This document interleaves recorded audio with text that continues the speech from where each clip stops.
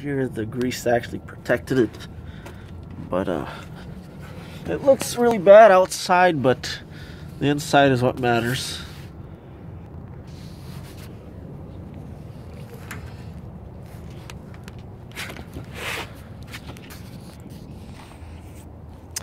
Another important item that I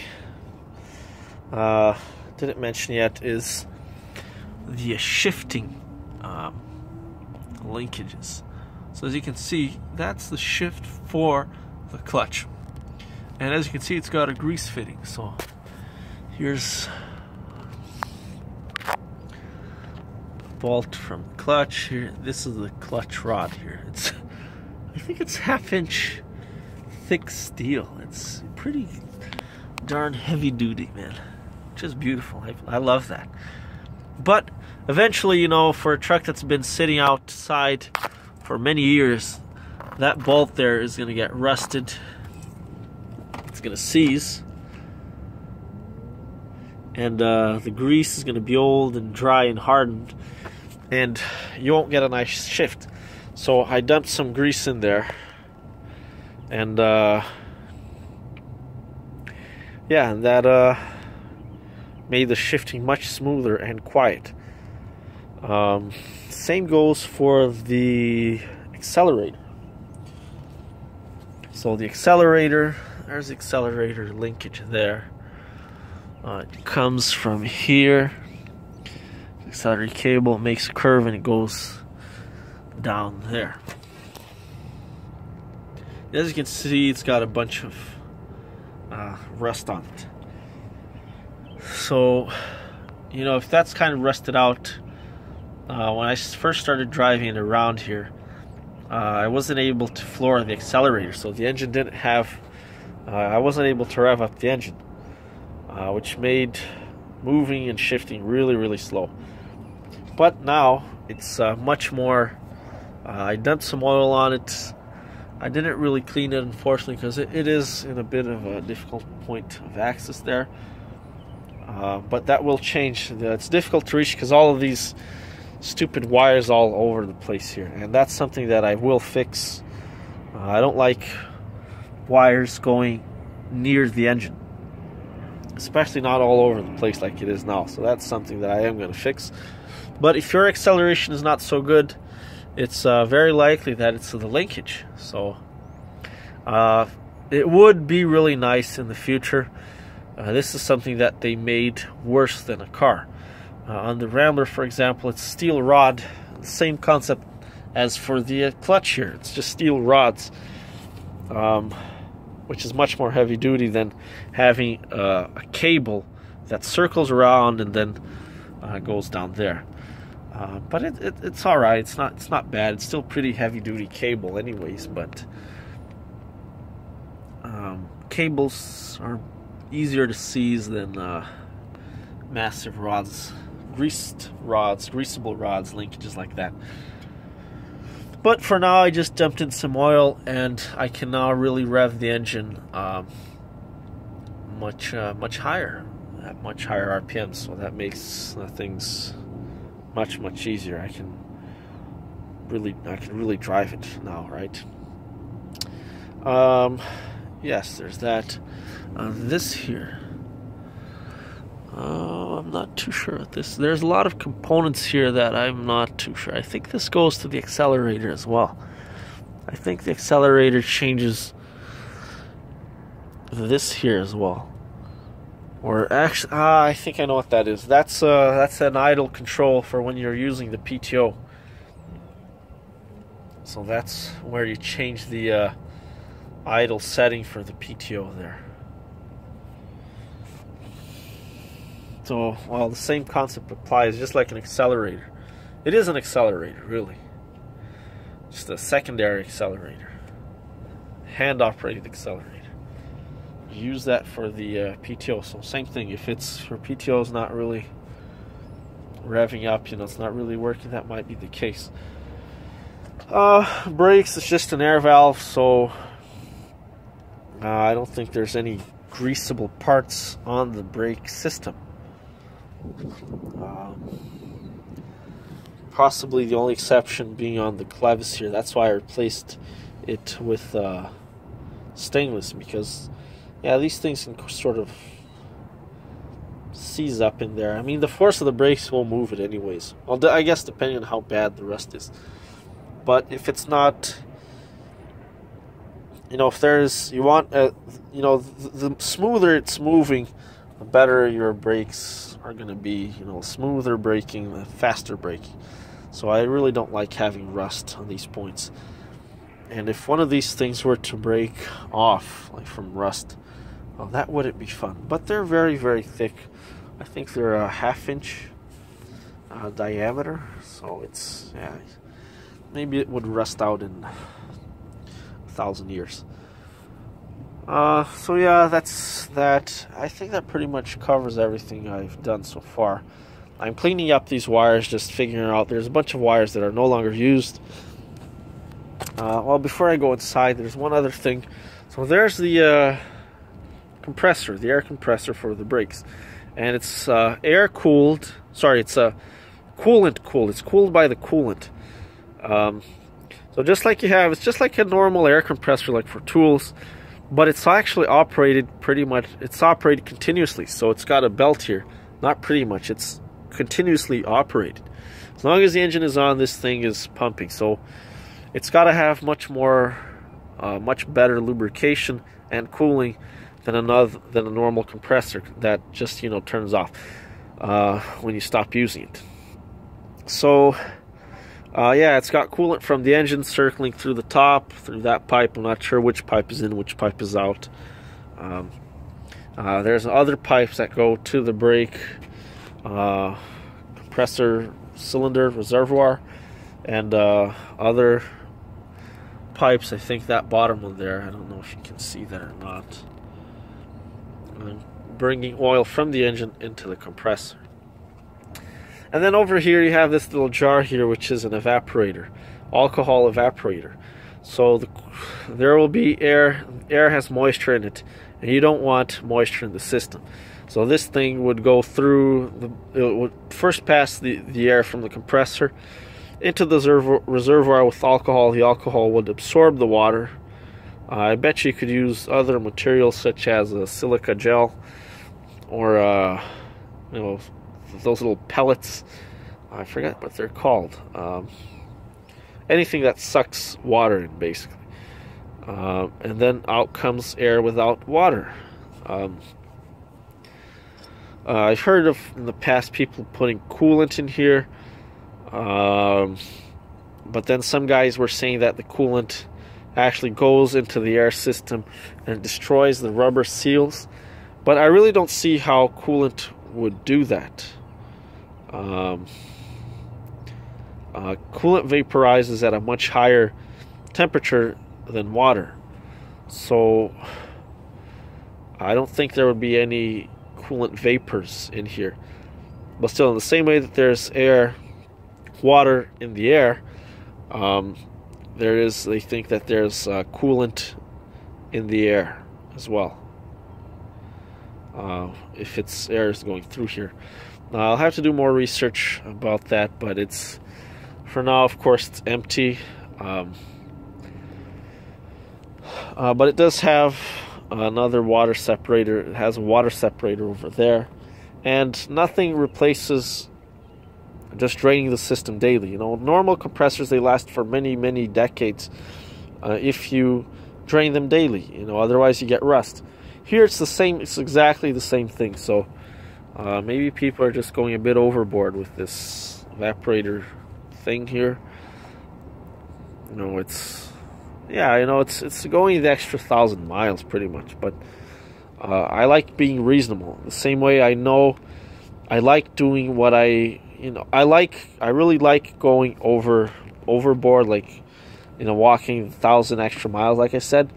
But I sometimes, you know, a lot of times actually, I have to be reasonable and, you know, do only what I can, and do only what I know is necessary. Because, you know, all these things, they take time, effort, and money. So I know that if I actually were to do what I want with this truck, you know, I'd get the engine off, I'd replace all those pipes with stainless or copper wires, you know, I get the engine painted, and I just can't do that right now. So you have to be reasonable. So I'm doing, you know, you got to prioritize, and that's what I'm doing. So these wires, they're my next, what I'm working on next. And then, you know, at some point I'll have to work on this rust here. I have to take it to my brother's house there, because I don't have any power here, so I can't do any welding here. So I will have to fix some of that rust there, because that's probably a priority. Like, I know it's stupid, but you know, they probably won't pass the safety if they see those holes there. So it's not unsafe, but they say that, well, fumes from the engine can get inside the cab, but I mean that's laughable. This thing I'll probably remove. I just want to remove, you know, stuff that's not necessary, not being used or not working, to unclutter the engine. And wires on the engine are always a bad idea. You know, they cut up on moving parts, or they melt if they touch the exhaust. There's no exhaust on this side though, but grease falls and might destroy the insulation. Anyways, I want to unclutter this here, because I've pretty much done everything else. The rims on the back here, they're already painted, they're just drying up. This is what I did here. You can see, just painted the drum, painted the surfaces. Oh, and by the way, when I'm installing the rims, as you can see, the rims just sit back here on these ridges here. And these are all machined on the same distance, so there's no adjustment on these rims. They just sit back here, they lock in the back here. But what happens is, when you're installing the rims, it tends to scratch here, and then, you know, you remove the paint and it scratches it, and then rust starts to form.